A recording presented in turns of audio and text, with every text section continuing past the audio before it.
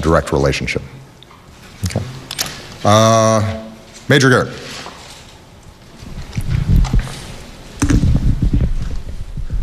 Thank you, Mr. President.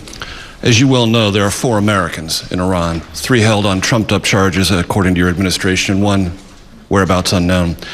Can you tell the country, sir, why you are content with all the fanfare around this deal to leave the conscience of this nation and the strength of this nation unaccounted for in relation to these 4 Americans? And last week, the chairman of the Joint Chiefs of Staff said under no circumstances should there be any relief for Iran in terms of ballistic missiles or conventional weapons. It is perceived that that was a last-minute capitulation in these negotiations. Many in the Pentagon feel you've left the chairman of the Joint Chiefs of Staff hung out to dry. Could you comment? I got to give you credit, Major, for how you craft those questions. For the notion that I'm content as I celebrate with American citizens languishing in Iranian jails,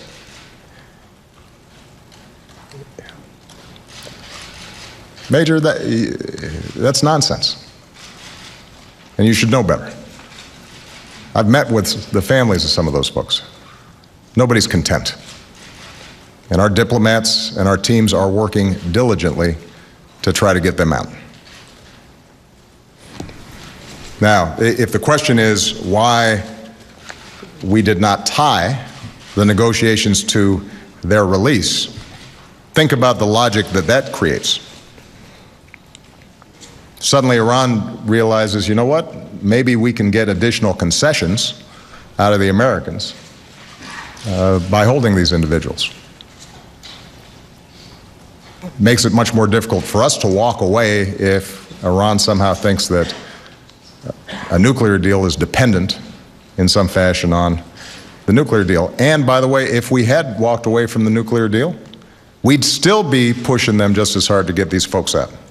That's why those issues are not connected, but we are working every single day to try to get them out and won't stop until they're out and rejoined with their families. With respect to